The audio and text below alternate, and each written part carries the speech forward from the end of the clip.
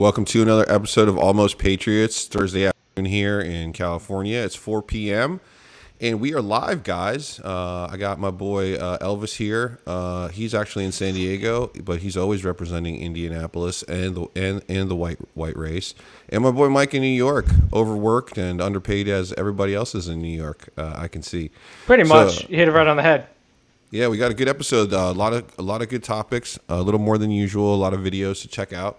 We're going to be talking a little bit about sort of the stuff that happened at the New York airport, some of the necessities that we need, including Grand Theft Auto 6 and why it's such a big obsession, but definitely male role models, a little bit about genetics and height, and that kind of thing. And then we'll talk a little bit about statistics, something about the gap in the ideology between Gen Z, and get into some economics with the hidden costs of inflation and society's low tolerance for mediocrity may be causing some bad things for employment, guys. But let's get the show started. As usual, want to start off the show, guys, with a big celebration. I want to thank everybody that helped us get to 100K subscribers. So we now officially have 100,000 subscribers on YouTube, at least. And so, yay, thanks, guys. Appreciate everybody for watching. Yeah, we want to thank all of our viewers, all of our subscribers, everybody that watches the reels and that interacts and comments. We're still growing. As you guys know, we got a bunch of things in the works. We're trying to up our production value. This thing was kind of started as just like three guys chatting, and so we're working to up our production value here in all three studios that we have. Try to get a little bit more fun, interactive media during the podcast, and then reach you guys on some more platforms. So check us out. Come on Spotify for past episodes, on YouTube for all our current stuff, and Reels on X. For everything that we have, including a lot of shit talking. So if you're going on X, you're going to be talking to Mike.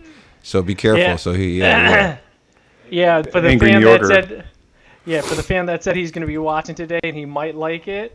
I'm sorry about the Kansas City Chiefs comment. Not really, but appreciate the support. Absolutely, guys. We appreciate all the support, and the main point of this isn't to if we can inform people, that's great, but we want to just keep conversation going. Just whatever conversation that may be. So 100K subscriber, guys, like I said, check us out on Spotify, interact with Mike on X. I'm on Instagram, and so is Elvis here. And then you can see us pretty soon coming up on Rumble and some of these other platforms once we get our spread out. But today we're celebrating our 100K subscribers. Just want to thank everybody. Be sure to like and subscribe and check out our merch. We put some new stuff up on the merch store at the Almost Patriots merch shop, and that link is in all the descriptions and all our social media stuff. So as usual, we are going to get the show started with the weekly Britney Spears tarot card reading. I mean, cheers everybody up! Look at that. Yes, it's the most exciting part of my Thursdays. I love the.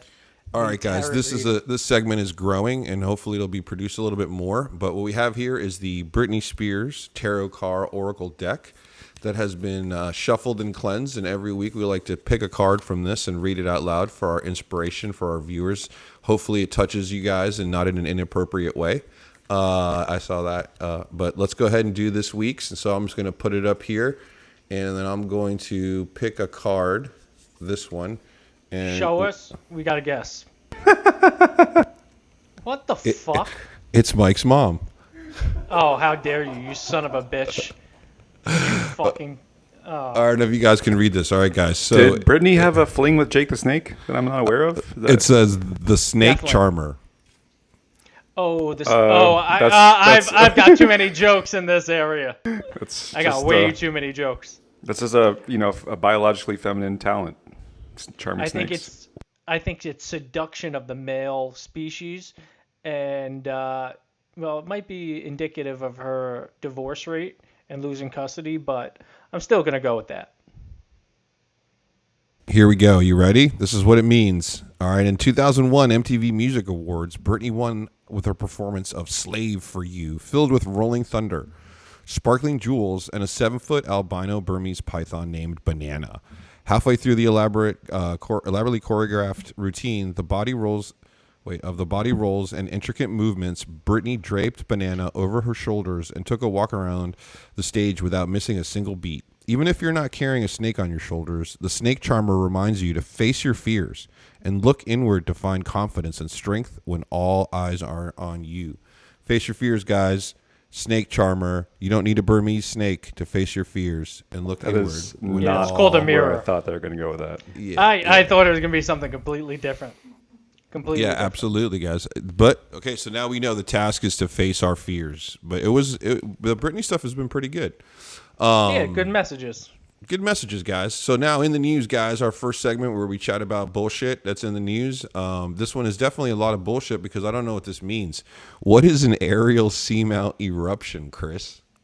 Axial seamount. Oh, And, I'm Yeah, blind. pretty good. Axial. Yeah. yeah, so Reading there's an underwater volcano off the coast of Oregon that erupts every few years, and it's going to erupt again soon.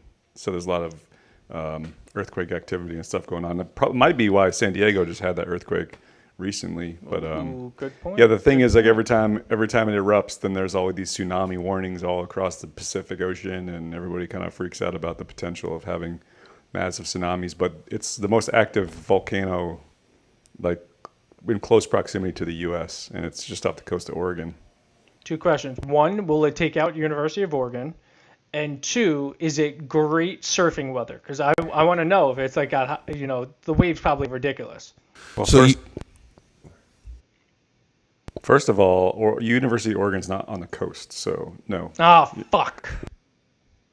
And what was your second question? You're a tool. That's yeah, correct. you definitely. No, that wasn't the question. It was the So- surfing conditions. So I mean, what about like these? Have you guys heard of these super volcano theories? Like I don't know. I watched this the Ring of Fire thing or something, and it's a great special, and it like was showing how Italy is like the tip, like as a landmass of this like volcano ring.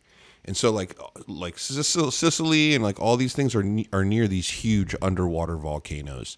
And this whole documentary was talking about how like most of those places are fucked. Like as soon as those things erupt, like they're done. And so it's kind of Like interesting. LA.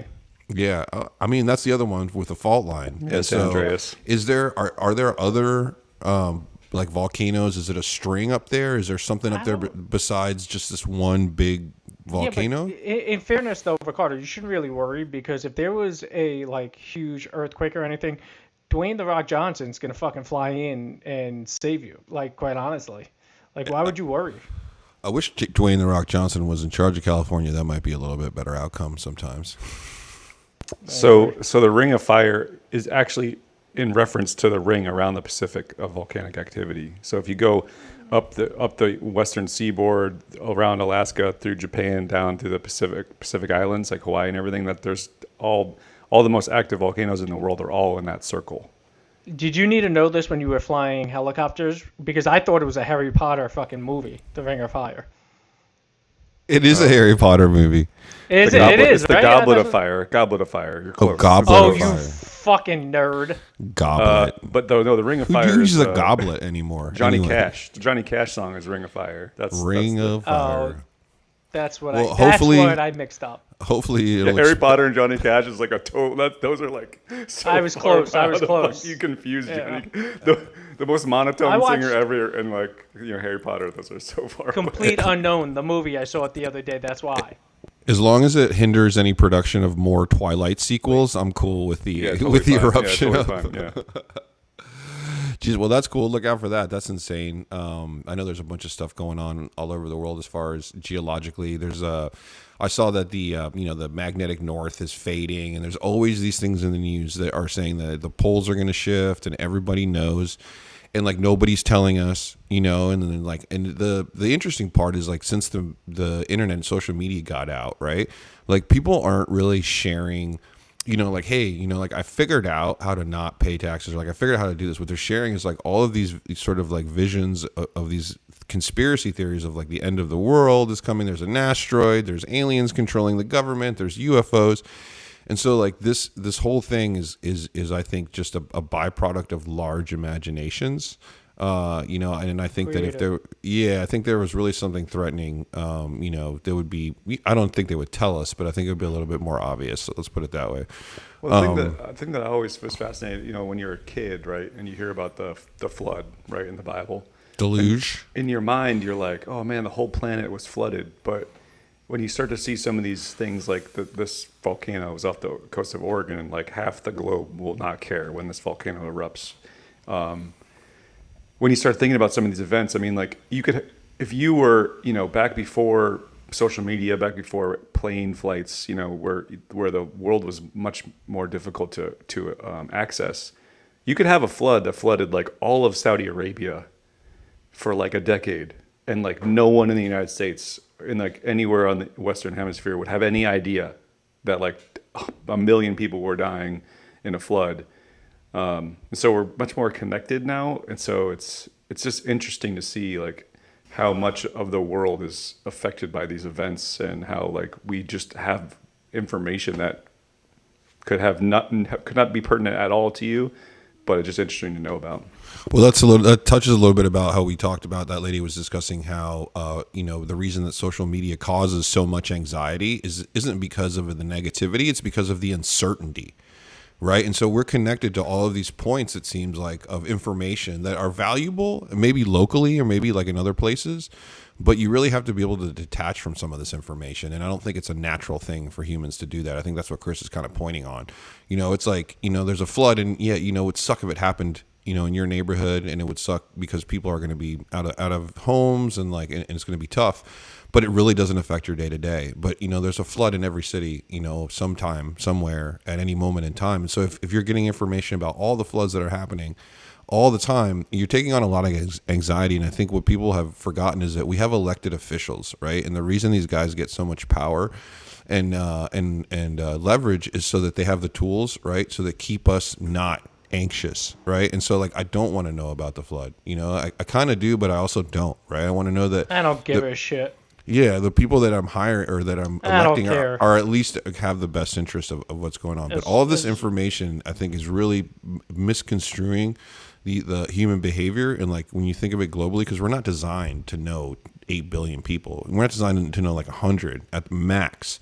And so if you try to take in 1 million people's behavior, like your brain's going to explode, or you're going to end up Yeah. like, you know. Yeah, the study is don't- about leadership are 150 people. yeah. 150 people, and everything starts to. Let me get my piece in. I don't give a shit about the Great Flood. I don't care about the earthquake. I don't care if California fell into the fucking ocean, okay? I only care about if my Knicks win their next game to get to the Eastern Conference Championship, and the Chiefs suck. Anyway, keep going. And if you want to know more about that, tune in tomorrow at the same time for Almost Athletes with Mike and Chris, where they talk for hours about bullshit that doesn't affect anybody's life, but it's also known as sports. You can tune into that tomorrow. Hater. Yeah. No, I think it's a great idea. I'll be producing it, so it'll be fun. But I agree. I mean, What's the like, next? Mike doesn't care about anything else. He's like, Well, it's "Fuck good that the you can flood." compartmentalize that stuff, because some people really struggle with that. No, you realistically you care. You think about it all the time. But I've gotten to the point you get so much information thrown at you on a daily basis. You can only control what's in your grasp. So it's like I'm worrying about all these floods, earthquakes, tornadoes, hurricanes, all these things. I'll fucking lose my mind. I'll go into a psych bin. So you got to Compartmentalize. Yeah. I think the problem that we've been seeing nowadays is that I think people take like some form of moral superiority that they have. They care about all of these existential crises all over the world, and so it's like, well, I'm paying attention and I understand and I care, so that means I'm better than you. It's like, dude, you're just stressed out about stuff that you can't do anything Yeah. about. You know what I mean? Like, But in fairness, that's why we have USAID. We just give them money and they give it to everybody. They take care of the world's problems. Yeah, I didn't even talk about the Diddy trial in the news, which is something Ooh. that's right. That's right. But also in the news, guys, big delay here with some of the systems here in New York Airport. It looks like there was this is an ongoing problem. There's a video here. Let's take a look at it. Or not video. I'm sorry. This is from CBS here. So New York Liberty, it's its third system outage in like 2 weeks. This is awful here. Looks like there was about 250 delays, at least 80 cancellations impacting this. It had something to do with the flight system. Mike, you want to tell us a little bit about this? Yeah, sure. So first off, everybody's having issues flying right now. If it's every day the news incorporates a plane crashing or something happening, now it's a system issue. Now at Newark, not Newark, Newark International Airport, there was an equipment outage. And what happened was it caused delays and whatnot. But the bigger issue at the airport, though, was the failure of a backup system. Now, there's a bunch of, I don't know if you've seen the tweets, I don't know if you've seen some of these articles, but the air traffic controller, one of them came out and was like, do not fly here. It is not safe. Now, I don't know if you're supposed to be flying into Newark or you're supposed to be flying out.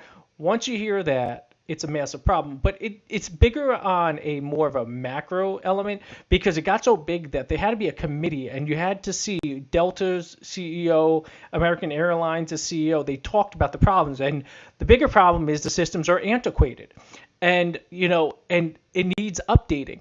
And I think it was the FAA director, I believe it was him that came out and started talking about the issues and how they want to throw money at the problem to rectify it. But as Chris will talk, because Chris is in the aviation aspect as well, the issues with some of these airports is you're limited with space. You need more space. You need more of an area to put new technologies in, but more so rectify the electrical problems, update it with newer technologies. Chris, yeah, what do you think? You got some experience being on the ground on the tarmac. What does this look like? Is something we should be worried about? Well, I mean, statistically, the safety has not changed at all, really. It's actually a lot safer than it used to be. So I think what we're seeing is like a combination of a bunch of things we've talked about a little bit. Baby boomers retiring. So you're losing, decades of experience. We had just had a guy retire at my company that had 60 years of working at the company building engines, right? So, a lot of these guys, they're just so much experience going out the door and they're not being replaced by experienced people. So there's a gap, right? And then COVID screwed a ton of stuff up. So like COVID, a lot of people, the demand signal for flights, for parts, for all of this stuff went to like almost zero. Right, a lot of companies just stopped making aircraft, stopped making parts. The supply chain got all jacked up, and now all of a sudden, post-COVID, we have this influx in demand. Did you see the Boeing contract that happened today? Boeing just won the biggest sale of aircraft in their company's history, like 200 aircraft to Qatar. And so now Boeing has to build 200 planes over the next whatever the time frame. I don't remember the years are, and so they have to get all the parts for that, and so. When you go from, COVID in 2020, we need a demand signal of like 3 aircraft to 200 aircraft. The supply chain, there's so many changes that had to be made to keep up with that. And so what we're seeing in most areas, people are still trying to catch up from COVID, still trying to like get their demand signal back up. They're still trying to get suppliers to make parts and manufacture pieces and do all this stuff. That they basically went to no production, or some of those businesses even closed during COVID, so they're like not even open. And then like again, you had a ton of baby boomers retire early from COVID. There's a max exodus of people retiring early. The technology is a little outdated because nobody wants to spend the money to update the systems, right? Because it's expensive. It's super expensive to update all the systems. It just seems to be like we're coming to a head on a lot of these issues. And then, of course, on top of that, the first like commercial mishap since 2009 happened this year. So it's like, it seems like a lot of stuff's happened. But if you look at statistics, there was 309 deaths in 2023, 310 in 2024. We're on pace to basically do the same in 2025. The problem is 240 of those deaths a year are basically non-commercial fixed wing flights. So like single engine Cessnas and all these like little tiny commuter planes. That's where more than 2/3 of the mishaps are happening. And so it's hard. Like a lot of stuff is So- not big commercial aircraft. So I mishaps. should stop taking private jets then?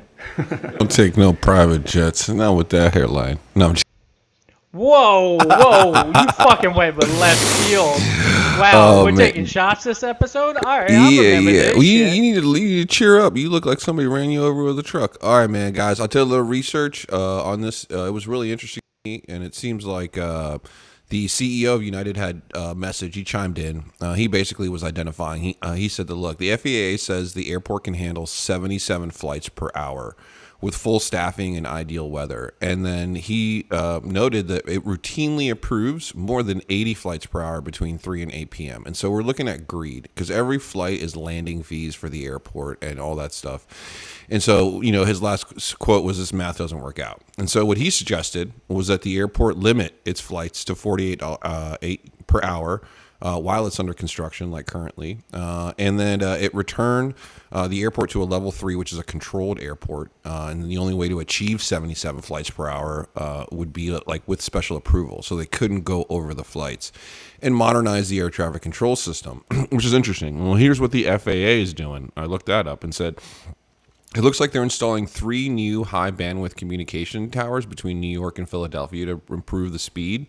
And it looks like most of the communication for the radar wasn't even at Philadelphia. It was coming from New York. And so they're basically adding a radar data center in Philadelphia so that the data doesn't need to be transmitted from New York, which is going to cause a huge backup no matter what. They're standing up a backup system in Philadelphia for redundancy, which Mike pointed out they didn't have, which is crazy. And they're replacing all the copper wire with fiber optic. So it looks like the FAA is jumping on this. And from reading this, if they do what they say they're going to do, and the CEOs are chiming in because they want their customers safe. I agree with Chris. I think flying is generally safe. I would not. Yeah, but he's right. Like if you get in a plane with some fucking motherfucker that it's like, hey, your buddy has a plane, you're gonna die, right? But if you get on Spirit Airlines, I think you might be okay. But when you take private all day long, you don't have to worry about this stuff. Okay? You need to worry about shopping with that shirt. What are you talking about? Shut the fuck Well, up. I That's my think- Vineyard Vine shirt. Well, I think, to Ricardo's point, right? I mean, if you're flying a Gulfstream, like a G700 or whatever, the guy that's piloting that plane has, 10,000 flight hours, that's not a problem. But if you get in a single engine Cessna with your buddy that's like, hey man, I just got 57 hours of flight time and I just got my certification like last week, let's fucking go to play golf and wherever. Like, I was just reading some of the mishaps that happened this year. It's just ridiculous. Some of the shit, like, running off the edge of the runway, like I've seen so much dumb shit, and it's all mostly inexperience that causes a lot of these mishaps. 100%. But in the commercial world, you see like the Boeing mishaps, the 747 MAX stuff that all happened, like all those pilots were young. Like if you look at all of the mishaps, that we don't have the same issues because our pilots have 5,000, 6,000. I mean, to be a co-pilot at American Airlines, most of those guys have 2,000 to 2,500 flight hours in the military and another 1,000 to 2,000 flight hours commercially before they can even get looked at to become the captain. What about Delta? It's all the same. It's all the same, yeah. I think it's all just the same policy. But no, Mike, you can't fly commercial. You have to fly. You have to fly commercial. Yes, you're You right. can't I don't for- fly commercial. All right, guys, this is the one that we've all been waiting for. Coming up next, guys, is the fascination here with Grand Theft Auto Oh. 6. So Yeah, most of us know, that there hasn't been a release in about 12 years, and that they postponed the release. It was supposed to come out this fall to next year, and that pissed a lot of people off. But they did release sort of a trailer, which got some disappointing stuff. Mostly because the trailer is sort of the scenes in between the gameplay, so it didn't really show a lot of gameplay. And they also added a new storyline, right? And so they introduced the fact that the main character saves this girl from jail, right? And then it's like a Bonnie and Clyde thing, and they're like, living it up and stuff. So that might be an In interesting Miami. way. In Miami, right? And so I have the trailer up. Do you think we're getting in trouble for playing this, Mike? I would highly suggest you don't. Okay, we're not going to play the trailer, but we have the trailer. It's on YouTube. You can check it out. We'll put the link, the description here in there. It's about 2.5 minutes long. Let me tell you that the graphics are unfreaking Insane. believable. I mean, I thought it was in a movie and watching it on my thing. on my computer. One of the things I think they're going to try to introduce, and I've been hearing this in the rumor columns, and I'm not big on Reddit, so I don't really know too much about the gossip, is that that you're going to be able to earn money playing the game, and I think this might be something that caused the delay, right? And so they're like, because that would turn this into just a gold mine and be like a casino that you wouldn't even have to build a casino for. And so I think that's where these guys have their sights set. I'm not sure, but this isn't my topic. This is Mike's topic. So I don't play tons of video games, but I did play Grand Theft Auto quite a bit, mostly because it had cool music when you get to drive the car. Yeah, well, so I wanted to bring this up because it's huge in the gaming world, and it's huge in just society. It's one of the few games that has an open world where you literally can do anything you want. You want to drive a car, you could drive a car. If you want to beat up a hooker, you could beat up a hooker. If you want to go to a strip club, you could go to a strip club. If you want to have, you just want to walk down the street, pull out a gun, start a shootout. That's like that was my Wednesday night here in downtown San Diego, watching the Padres Mike, game. you just Go Padres. You just casually said that driving a car and beating up a hooker are basically apples to apples. See, he's lawyering. Dude, it's what everybody does in the game. Have you seen the videos? You're online lawyering on the YouTube? conversation. He's lawyering No, the conversation. I'm not lawyering the conversation. He's like, if you run over a kid with a truck or help an old lady You just cross keep the road, driving. same thing. Yeah, you just keep driving in the video game. You get 1 star. Now, the unique thing about the game is everybody loves it. It's the open world. It's the storyline. But the thing that is so unique about this one, it's been 12 years. So everybody's been waiting. Every year a sports game comes out or a sequel for a thriller game. They usually come out within 1 or 2 years. Sometimes it might be a little bit longer depending on the storyline. But this game, has taken so long. I was 20, if I do my math right, I was 24 years old when the last game came out. I remember yesterday playing the game, doing all the missions, they'd have a store, trying to buy every helicopter, every car, every exclusive bike, every gun known to man. It's the unique nature that you can be something in a video game that you're not in the real world. And I think that's everybody's fascination with it. I'm going to get it. I'm going to play it because it brings me back to my younger days. But it's not because I'm trying to kind of portray something that I'm not. It's just the entertainment value. But I feel like for a lot of people, it is. In the last one, they had a casino. A operating casino, basically. You could buy coins, you could do a bunch of things.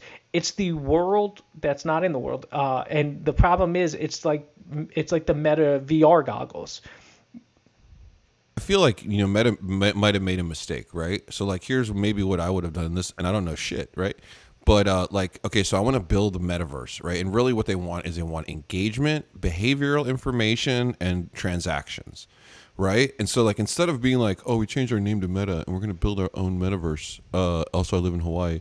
I think what I would have done was purchase, if possible, the GTA game and started there with something that's already engaging and then build more cities.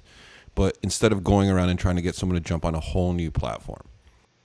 Did you guys hear about, I can't remember which one it was, might have been San Andreas. So there was an internet cafe sort of set up in GTA where you could go to internet cafe and surf their internet, the game's internet.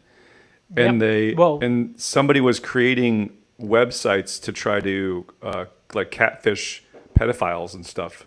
So they were putting up websites in the fake internet that if you tried to search for these websites, you would get pinged as oh shit, I never heard about this. Yeah. So they were how'd you find out? Did you do it? No, I was reading some article about that. Probably. Yeah. I'm on a list somewhere, with Bill Cosby. Several lists. Me and Bill are boys.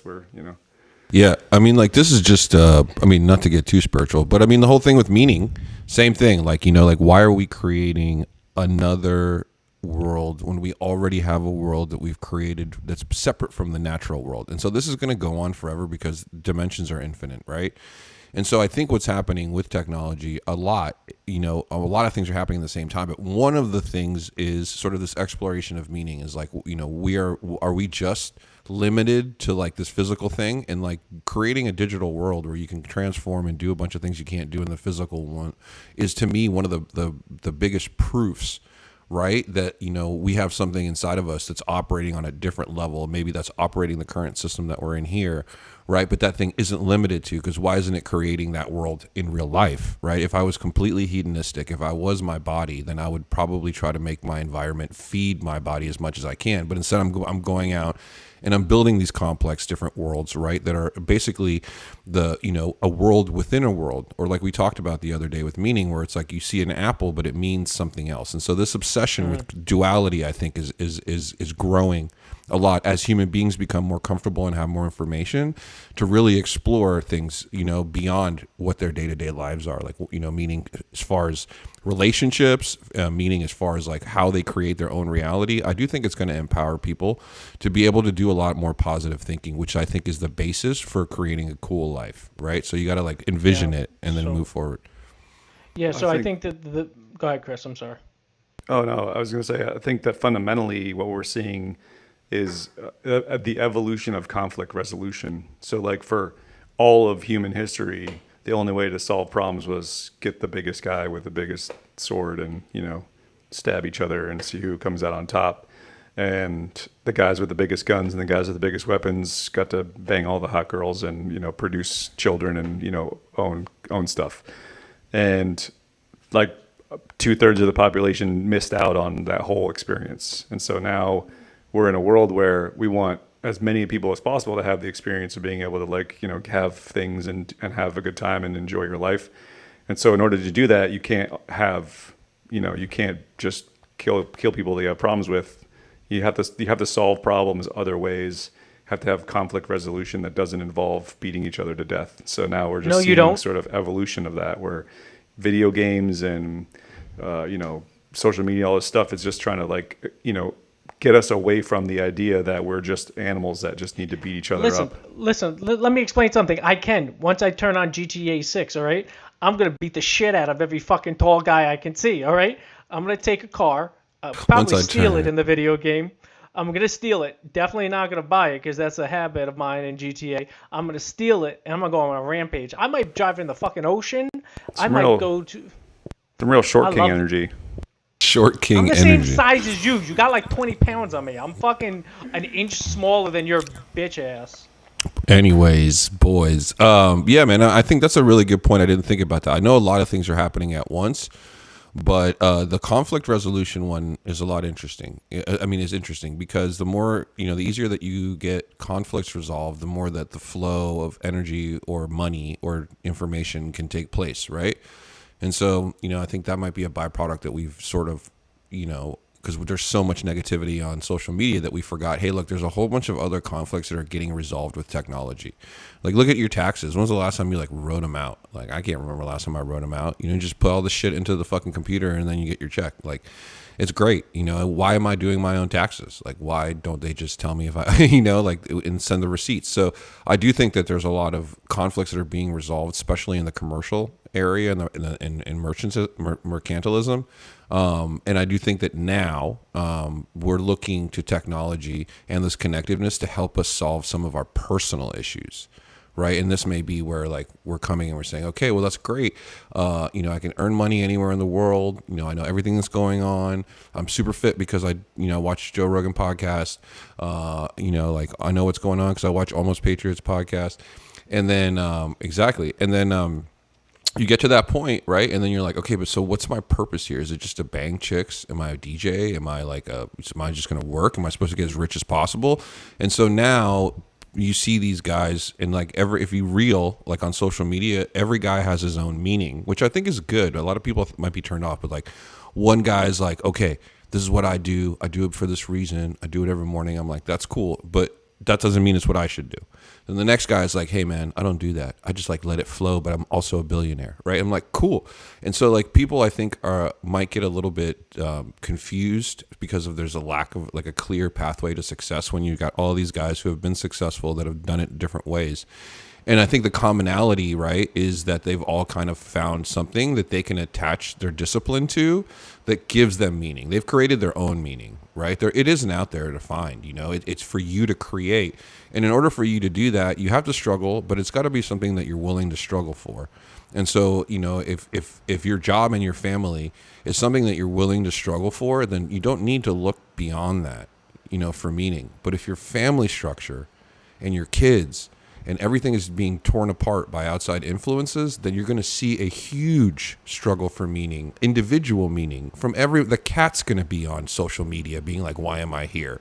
And so we got to take a hard look at what's happening to create sort of these things, these feelings. Out of that whole thing that you just said, the thing I took away is maybe I have to reach out to Rockstar to see if we could get an Almost Patriots update in the game, so when we talk, it's in the game on the radio or whatever.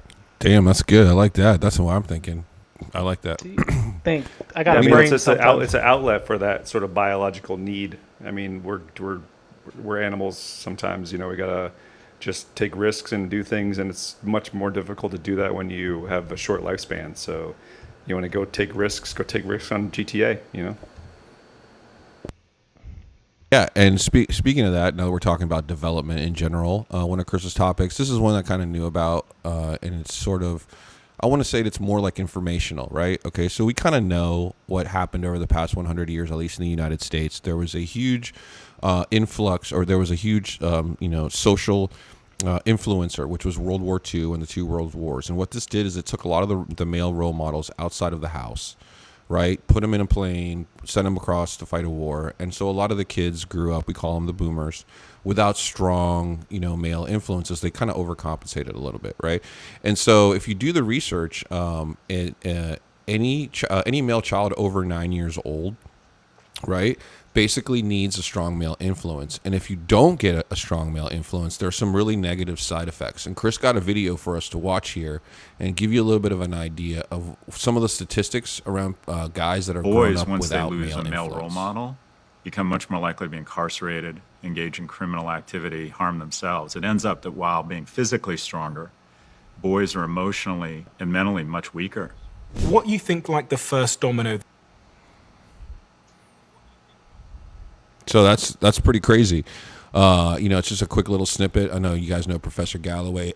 He's kind of been out there a little bit, but yeah, I mean, it lines up with the data. And so when you see that we have, constant, latchkey parents, single motherhood and all this stuff, and then that's on top of already, the wars that it kind of took away a lot of our men, our fathers and men.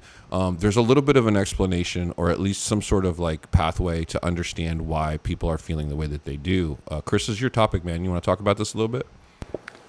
Yeah. So, I mean, I've seen him talk a lot, and I've seen a lot of the videos out there talking about, especially one of the key statistics that I found fascinating, like he mentioned, was that, if you grow up without a male role model, you are much more likely to be incarcerated. I mean, it's like night and day. It's like above 75% or something. And so, that's pretty telling. And this is not an attack on mothers, just to be clear. This is just what's happening when men don't have men in their lives. And I know women are trying and they're doing their thing, and they all have the best intentions, I think, for the most part. But you have to have. It's like a dog, right? When you have a dog in the house, especially a male dog, and you aren't establishing dominance, i.e., like you let them sleep in your bed, which makes them appear, right? They do whatever they want. They chew shit up and they pee all over the place and they jump on people and all. It's the same thing with a 9-year-old and 10-year-old boy. If there isn't someone in the home that they respect, and most 10-year-old boys do not respect their mothers like physically, that's just how it is, then they're gonna do whatever they want. They're gonna jump on shit and yell at people and pee in the corner, and that's just we're human beings. But the thing that he mentioned in that video that really struck home with me was there's sort of there's a stigma around role models for men. And he was talking about how, if you're in your 30s or 40s and you're like a male adult that doesn't have children and you want to try to take on a mentorship role for children, it's like, why? People think like, what are you going to do? Are you like a stalker? Are you gonna kidnap them? Are you like a rapist or whatever? And I have absolutely felt the same way. I've thought like, oh man, I could, because I'm an Eagle Scout. I thought maybe I could go and volunteer at like the local Boy Scouts or whatever. But every time I think about doing it, it's like uncomfortable that I would want to go and try to like mentor young boys when I don't have kids, I'm not married, you know, it's just like, you know, are people going to like judge, ask questions, like, why am I there? And he said the same thing. And I've felt that, and I don't really know how to fix the problem. It's another variable that's problematic, where like, if we don't sort of, our generation, our peer group doesn't sort of overcome that stigma, it's going to continue for another decade or so.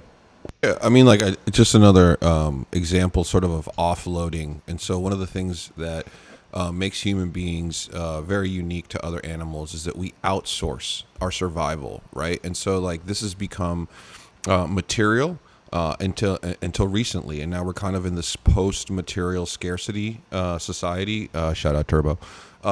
You know, and so what happens next? Well, we have other needs, right? And those needs are psychological. The bottom line, call them emotional, call them spiritual, but they're fucking psychological. And those psychological needs are now attempting to be outsourced to society, right? And it's resulting in a lot of these gaps in what human beings really need from each other. Mike, you're still a boy. How does it feel? Wow, fucking rude. No, I was gonna say from personal experience, like I had an old school, like, you know, father. And there's a lot of individuals that I grew up that didn't have fathers. Like being in New York, I hate to say it, you know, your neighborhoods, your blocks, where you're from, you know, everybody's on top of each other. Some of those kids were incarcerated, their fathers were incarcerated. Some of them, they lost their fathers in 9/11 or whatnot. You could see the difference with the kids that had their fathers around. There was much more respect. There was much more appreciation for the males in the neighborhood. There was like, and respect with females because of the lessons that they were taught from their fathers. When it came to the ones that had no father, or their fathers were absent in their life, you could see there were certain things, the way that they acted, the way that they handled themselves, the way that they did something.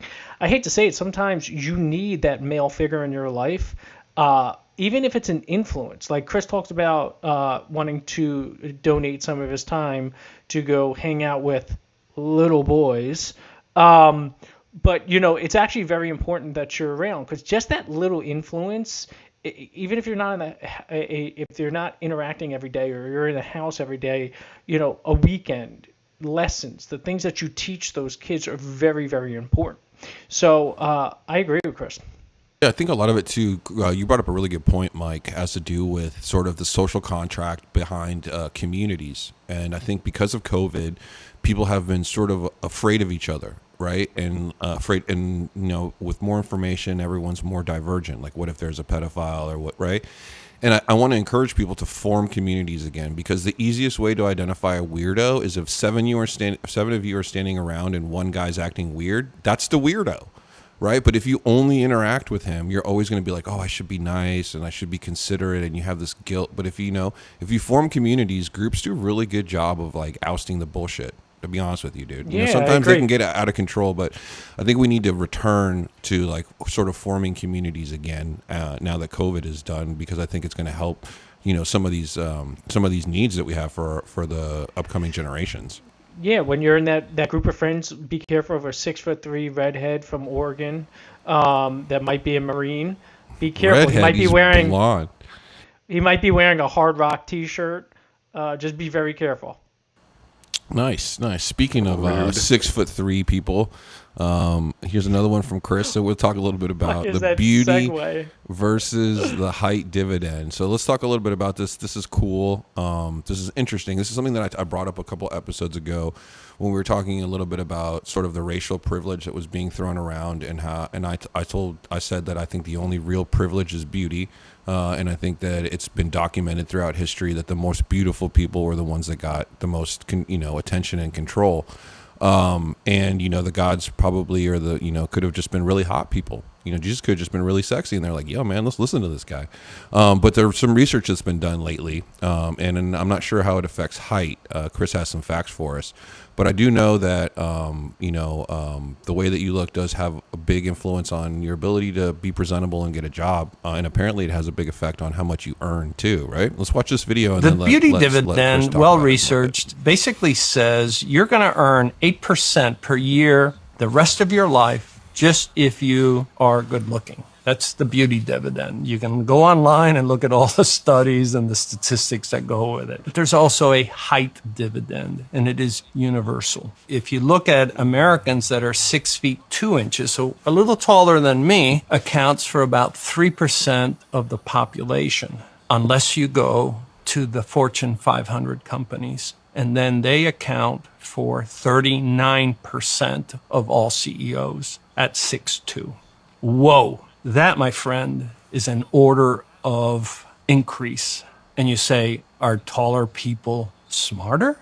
No, no. It has to do with the benefit of being tall. There is a dividend. And so we tend to see that. Yeah, across all the boards. And this is a pretty cool video. I have my theory, but I'll let Chris expand. Yeah, so in psychology, it's called the halo effect. Basically, we see people, and if they look a certain way, we make assumptions about like the way that they're living their life. We tend to are a little biased, and we assume that things are just better for them. And so when everyone around you assumes that you're living a certain life, you tend to sort of just do the thing that everybody's assuming that you're doing, right? I mean, this is how it works. And so this is just fascinating that there's actually like more numbers behind it, that, you know, the people around you influence the outcomes that you achieve. And it looks like, generally speaking, that when people around you assume that you're, you know, living a great life, or, you know, you have your shit together just because you're tall and attractive or whatever, that you tend to achieve that outcome because everybody assumes it. It's almost like the whole, you know, when somebody assumes that you're like sleeping with some girl and you're like, well, might as well sleep with her because like everybody assumes I am, right? You know, it's like the same. No, I am, so I don't know what you're saying. All right, but there's some good research behind this. And so here's an interesting fact that's not related to human psychology, and I've shared this with Chris before. And so in the wild, you know, like you see animals and it's like the cheetah's coming, right? And you know, they always kind of like check each other out. They like look at each other like, who the fuck is that? And I always wondered like what that was. And I did some research and I found out that animals do a lot of visual judgment for risk.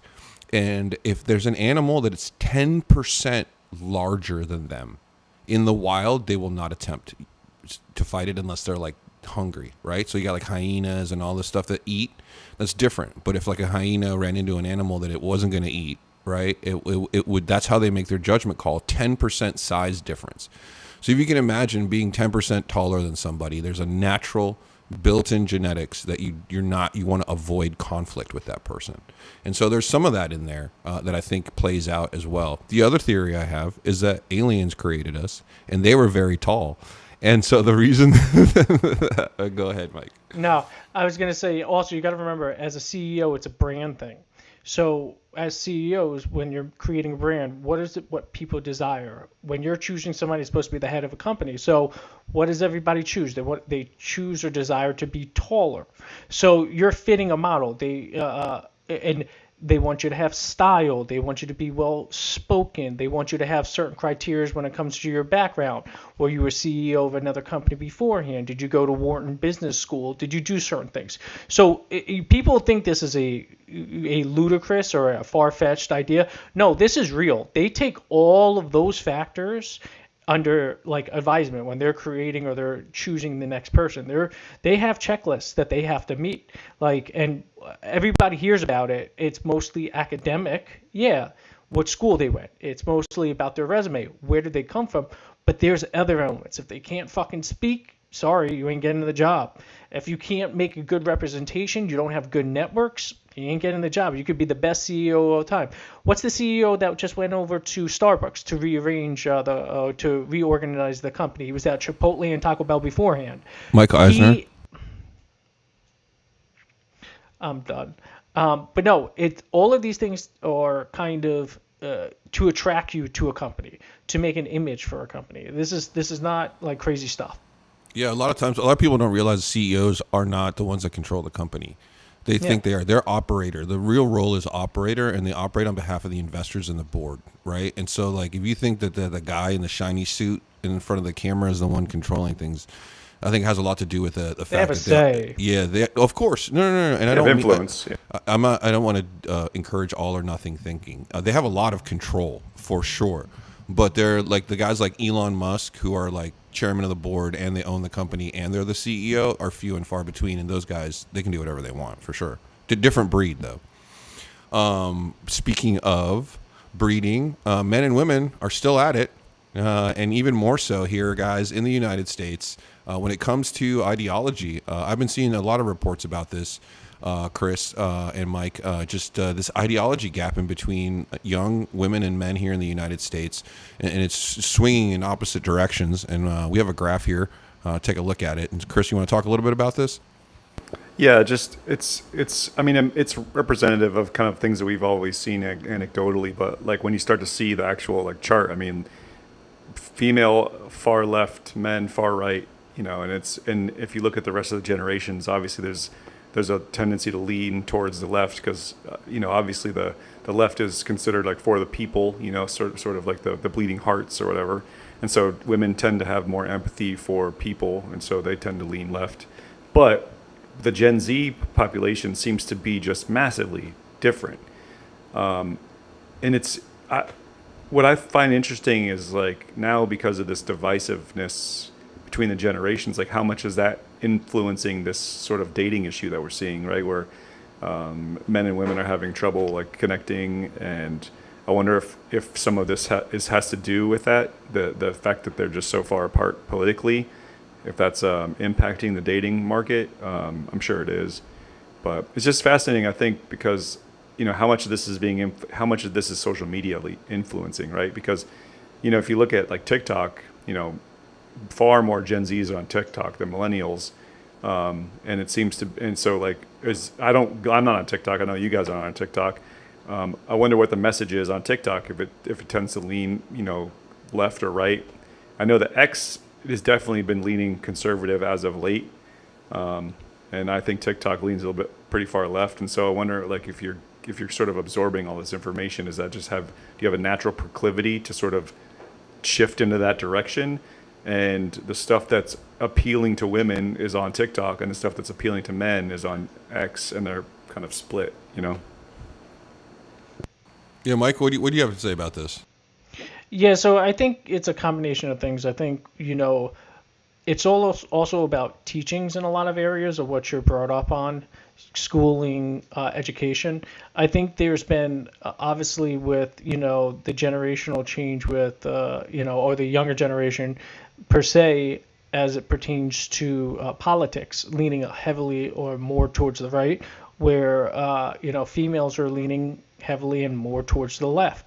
And when it comes to dating, obviously, I think that's a very important aspect because, you know, you're hearing it more and more. It's becoming a dividing or divisive, you know, part of our society even more nowadays. You see these, you know, viral like trends where women are like, I'm not having sex until Trump's out of office, or I'm not dating or doing this, and, you know, as a guy, you hear that and you're like, why the fuck would I want to deal with these women or deal with these problems? So I'm older. I'm not like, you know, Ricardo's 85-year-old body.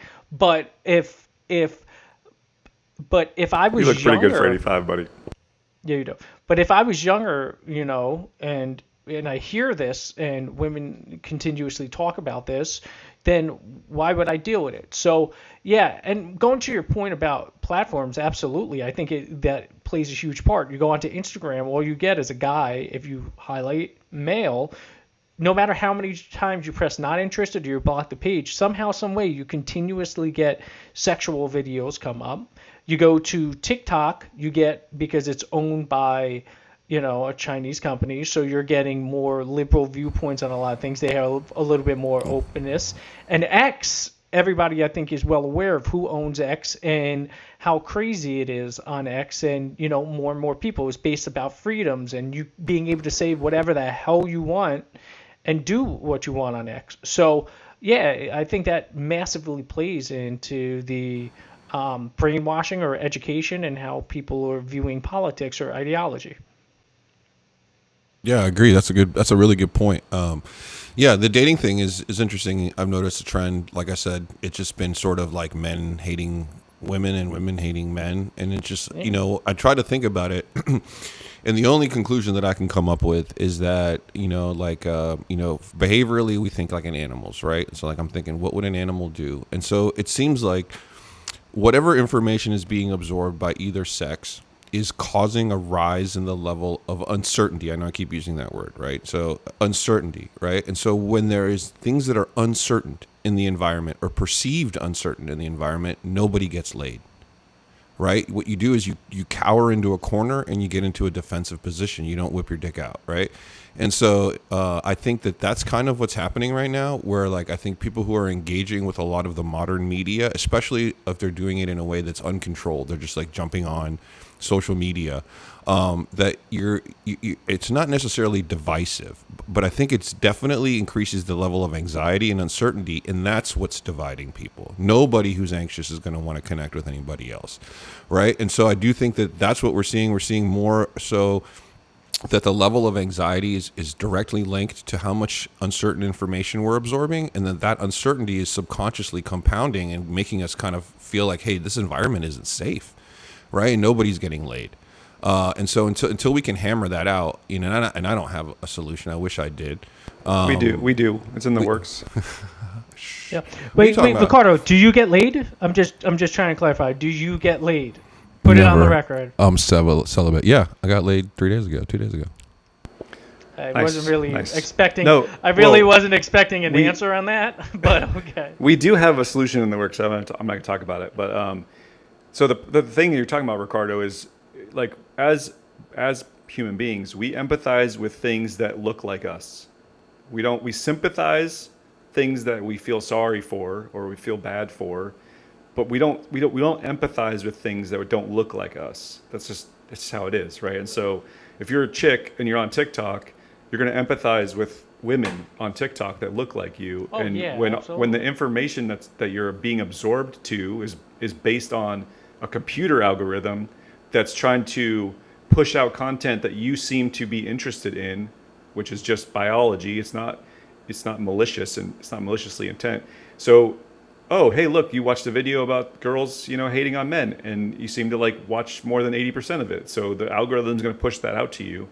And the same problem with men, like you're on X, and like the algorithm saying like, oh, hey, you would seem like to watch, men hating on women, and so that's going to be what's getting pushed out to you. And so it's just a natural byproduct if you're not being exposed to both sides. And I know I've harped on this a million times. The most terrifying thing in the world is that too much left and too much right are though both bad. So you need exposure to both sides. If you're sitting in an echo chamber all day long listening to the same shit, and you're just agreeing with your ideas, then you're gonna just naturally So move what's in the that solution? direction. Well, open information that is unbiased. And so I'm not going to talk about it too much, but we have sort of an idea that would be just information that you have access to, that you'll be able to see, that's unbiased, and the data will show you how people lean in whatever direction, so that you can just see something like, oh, hey, like my favorite one is like, do you pee in the shower? It's like, well, it's not really important, but it's curious. And so like if you ask that question to somebody, they're like, oh, that's gross, fuck you. But it turns out like 90% of the population pees in the shower, then who's the problem in the conversation? Right, and that's the point I wanted to make. You make a good point, Chris. So one of the problems, one of the things I just noticed as you were saying that is that I think what's kind of happening here is that like a lot of people have been getting away for generations with really poor behavior. And I think that this connectedness and the information is like, I had this friend and she broke up with her boyfriend, and she came up to me and she's like, oh my God, she's like, he was gaslighting me and this and that, and like she explained basically like, right, she's like, I just learned that. And so like she explained what the guy was doing, and he was awful, and he was beyond awful. She didn't need to learn those phrases, right? And so like I do believe that there's a lot of bad toxic behavior that has gone out there completely uncovered, right? And so like I think what's happening now is that everybody's behavior is sort of like somewhat out in the public eye, and so all these people have to clean up their act. I don't think it has to do with regular people, and I think the fact that it's in a public square may offend some people that it, like I don't think they're talking about guys who are like up every day, going to work, taking care of themselves. I think they're looking for those guys. I think what they're talking about are the guys that they meet randomly, somewhere, whether their hometown or in their circle, and they decide to date, or they meet on an app who's just a complete stranger, right? And these guys are usually predatory, right? And then what we know about the apps is that there's only 15% of them that are getting on dates. So you have this small group of guys that's going around and being predatory, and then everyone's like, oh shit, the behavior is malice. But I do believe that it's kind of straightening out the behavior. Like there's two ends. There's a horrible man and a good man. And I think there's a lot of people that fall more towards the good than horrible. But I think what's happening is that there's been a lot of people that have been getting away, right, with relationships and making families with bad behavior. And that's starting to kind of get ousted. Well, if you go back to some conversations we had, like really, really early on, talking about where your fear is derived from. And so for a long, long time, healthy fear of God was basically kind of the basis of understanding for why people, the laws that people would write and the things that people would do. There was a fundamental understanding that you would go to hell. And so that kind of sort of kept people in line for the most part. And then if you don't have, religion keeping you in check, then you need to have a strong, male role model that you're afraid of, or at least respect enough. So like, we start playing the would you do it if like your mom found out game, like the ethics sort of thing. Would you do it if like the billboard on the side of the road told everybody that you did it? And so if you don't have some sort of these things like healthy male role models, or fear of your father, or fear of religion, or fear of the police, then if you remove all of those fears, then you're unchecked. And so then the only fear is your internal regulation of like why you should or should not do something. And so if your internal regulation says that like, oh, if I behave a certain way, I get laid, you're going to keep doing that. That's just how it is. It's just human nature. And so if without external regulation of how you should behave, you're going to do whatever your body tells you to do. And it's pretty hedonistic most of the time.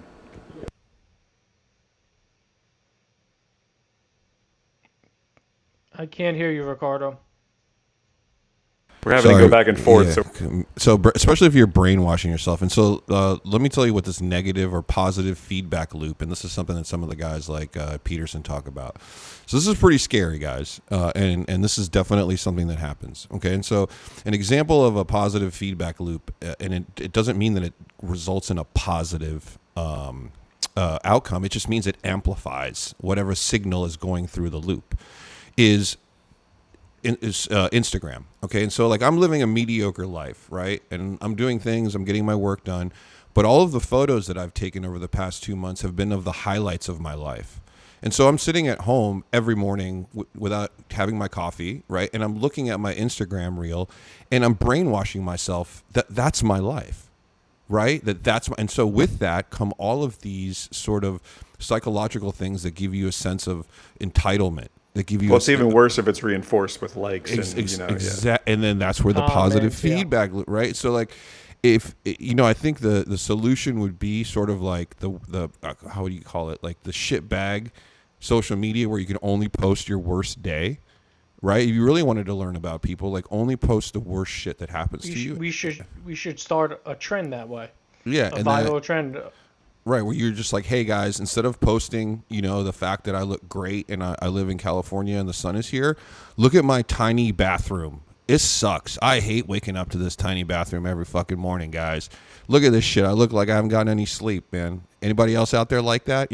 Everybody's gonna, and that's how you're gonna unify people, not with, look how beautiful I just jumped out of bed and I look like a Barbie doll. I think that's delusional. It's creating a lot of delusion. But that goes back to Chris's points, looking in the mirror and being honest with yourself. If you can't be honest with yourself and say those certain things, you're going to just continue to have this farce-like reality. And that's the problem we were talking about earlier.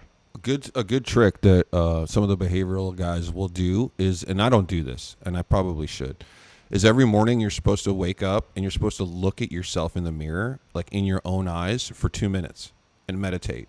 And then and so by doing this, it reduces the rate of divergence, which means you're less likely to lie. You're less likely to be malice. You're less likely because you've imprinted your face on your brain. And so your brain has a fresh idea that what it's driving. And it wouldn't treat someone that looked like you the way that you would treat yourself. And so there's a huge moral thing behind this. So if you wanted to improve that and do the thing, wake up, wash your face, look at yourself in the eyes, 2 minutes, just meditate, don't look away every morning. And then all of a sudden you start to behave a little bit more compassionate, less divergently. That's been proven. You guys can look that up. Well, yeah, there's, like I said before, though, there's like the moral and ethical thing where it's just like, ask yourself before you do something, if, like somebody that you respect or mentor, or like if the president of the United States is going to find out about it the next day, like, would you still do it? That's sort of like asking yourself those questions. It helps a lot. I think fundamentally it's really good if you have somebody in your life that you respect, that like is a mentor. And this kind of goes back to the previous conversation where like you're less likely to do something that because you'll feel guilt. I mean, we already feel guilty when we're about to do something bad. I mean, I know that when I'm drinking, I feel a little bit of guilty about it because like I know that I shouldn't be, because like it's bad for me and all this other stuff, right? And so you feel a little bit guilty. And so like if you have someone in your life that would judge you for the actions that you're about to do, then that guilt will prevent you from like taking action in a certain direction. Because internal regulation, like you said, Mike, internal regulation only works if there's an external like factor forcing it. Because like introspection is great, but introspection is like masturbation. Like it doesn't get you anywhere. There has to be introspection and then introspection and the sounding board, and then go back to the introspection once you have the alternative view. I think to Ricardo's point about the like if you only posted the shitty things about you, right? I think it'd even be better if the algorithm said that for every 3 things that it put out that you like, it had to put out 1 or 2 things that it are the opposite of that. And so like I think that would be interesting to see if like you wanted to comment on something, you could only comment on like a certain number of things that are all based on what the algorithm thinks you like, and then it blocks you from commenting until you comment on things that are opposite of what you like. Yeah, but that's the level of control for that. I don't think people are ready for it. No, I know. I just said, but he's just using it as an example. But I mean, so Chris, let me ask you a question. So when you drink and you lose to me in darts, I know you're very upset, but do you like wake up the next morning? Yes. Delusion. Sorry, that was Rick. That was Rick when I beat him that night. Sorry. Are you asleep? What happened? You're fantasizing about something? Yeah, like you're dreaming, man. No, don't fucking take that game away from me. I won one game. Whatever, dude. And You couldn't even hit the board with those fucking I know, spectacles, that's why man. I'm holding on to that one game. Maybe you're better at racing. You're more aerodynamic than So I you're am. making fun of my hair fucking line, and you're making fun of the fact that I have glasses. You're a pretty shitty person. I'm going to go post on my Instagram account and say Ricardo's a shitty person.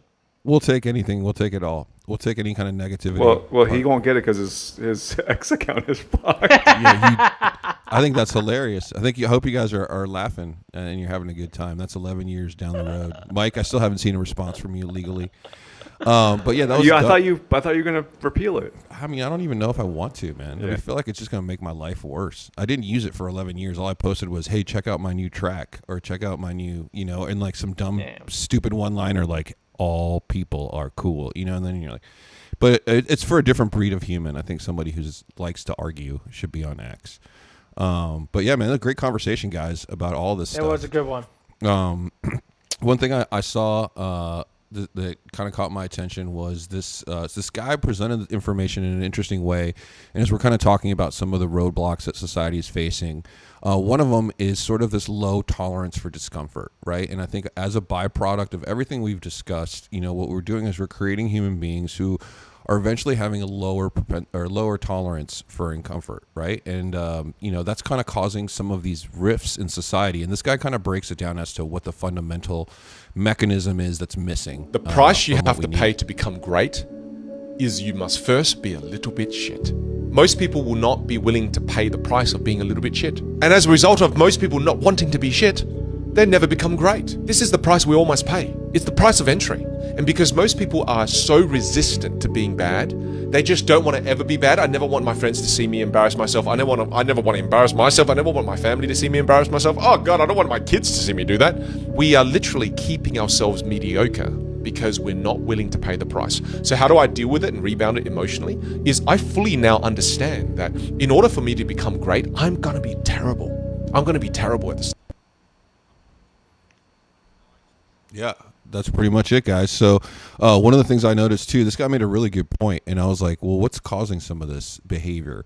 And I think that, what we discussed, especially sort of like the positive feedback loop that we're talking about, and sort of like the abridging of your life, right? And now you have sort of this propaganda or this image of yourself that you're trying to uphold, and it's actually keeping you from being that person in real life, because you're so embarrassed that you don't want to go backwards, right? And so I think one of the other examples that he goes into, I'll cut it down short, is like nobody wants to sell their BMW and then drive a Toyota for 4 years because they don't want the neighbors seeing that. And I literally did that.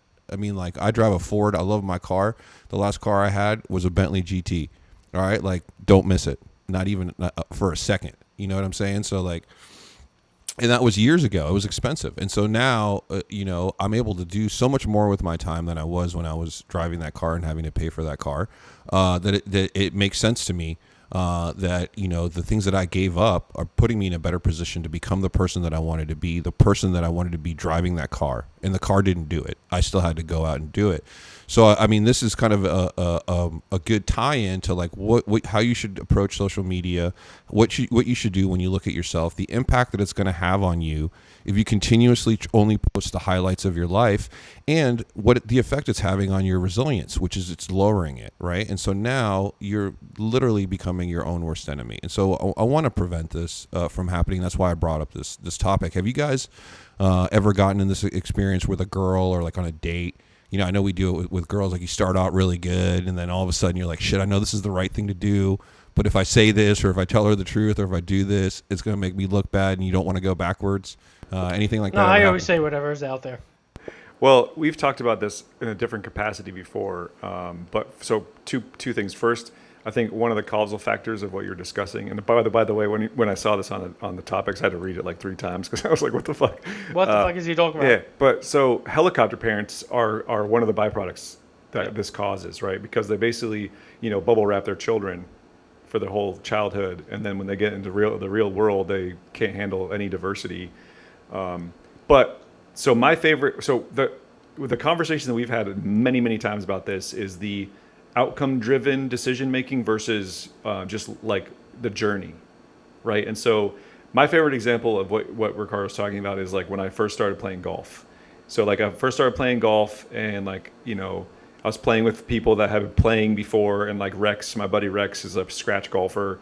I would play with Jason, he's scratch. And so like I was always playing with these people that are really good, and so I never wanted to be like the reason why we held up play. I never wanted to be the reason why we had to like look for the ball or whatever. And so I was playing at a certain level that was like enough to like keep pace of play and like occasionally score birdie and occasionally, make a couple pars in a row. But like, I was always kind of a 12 handicap somewhere in there. And I knew that if I really wanted to get better, I was going to have to go get lessons and completely break my swing down to the fucking floorboards and be really bad for a while. And I was going to have to and I would go out and play with my buddies and I was going to suck like really bad. And I didn't want to do that. I didn't want to like break my swing down and start having to build it back up from the ground up and then go out with my buddies and like shoot 25 over. And the whole time we're looking for my ball, and I felt shitty. So I like never did it. And so like I ended up like taking a break from golf for a long time, and I'm still sort of on a hiatus sort of, but I've been playing more. But like that's my example of it. It's like you have to, if you want to go forwards, I had to go backwards, and I just was unwilling to do it. Listen to Brittany. You got to face your fears. You got to get that snake.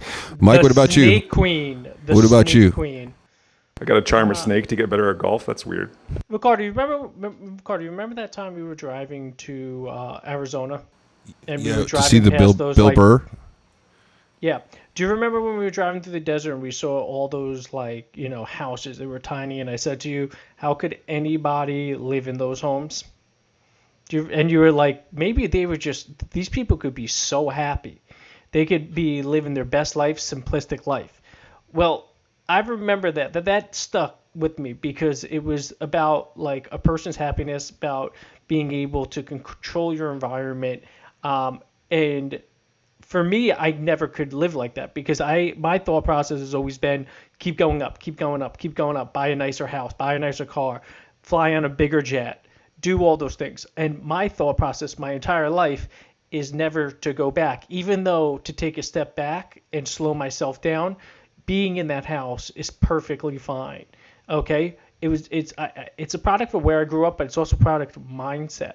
And going to what Chris said though is you're right. Sometimes the hardest thing to do, sometimes the best thing if you want to keep going forward is you have to take a step back. Sometimes you need to regroup and you have to be honest with yourself and say, okay, like Chris, I've never seen you swing, but knowing how you are, you probably suck. But to become better, you have to, take a step back and be like, Oh okay. man, I would have loved to see that. You two versus each other. You better bring your clubs to Indianapolis. No, we're gonna do it. I'm going to be honest. I'm going to kick the shit out of him. No, we're doing a triathlon one of these days, Mike. So this is what No, you you might- would kick the No, shit no. out of me. Chris, You're going to kick the we shit out used of me to do a on that. triathlon where we would me and my buddy Rex, we would go out, the four of us.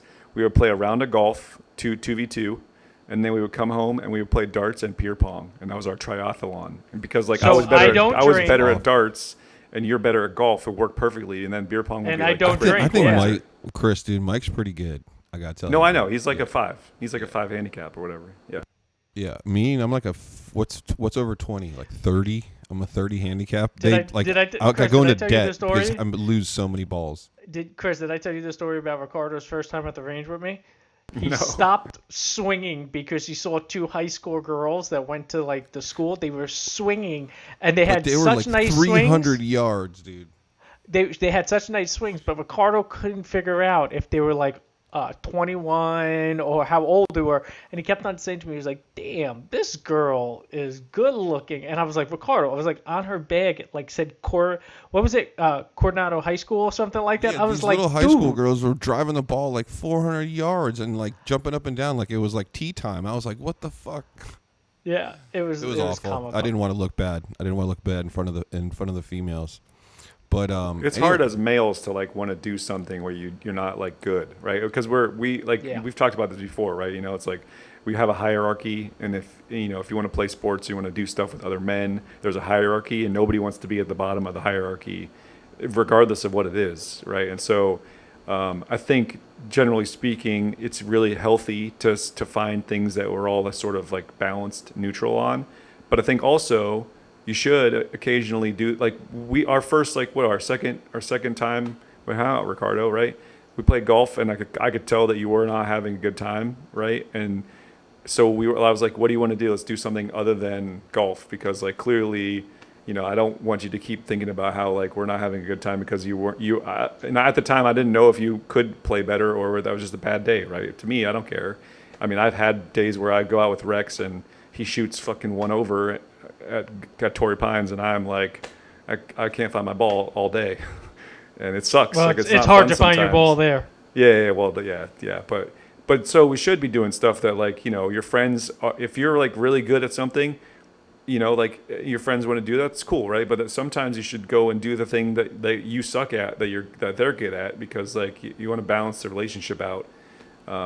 So like darts. I love darts, right? But I'm not gonna just beat you guys up at darts all day long. That's just stupid, right? But I You would can't. like at some point for you to kick my ass at golf, because I You feel like it can't. would balance it out, right? I mean, Listen, Yeah. you can't beat me at darts. yes, he can. He totally beat you at darts. Dude, the last time, I just have to say this, we were in Indy. Last time we played, I didn't hit one number. He threw like 6 times and just beat me and beat the shit out of me. I threw like 7 darts in one. Yeah. Yeah, that's awesome, guys. You guys are both good at sports. And if you want to hear more sports bullshit tomorrow on this channel at 4 p.m. Western and 7 p.m. Eastern, tune in for Almost Athletes, where Mike and Chris discuss who looked best in their tight sports uniform tomorrow and other fun topics.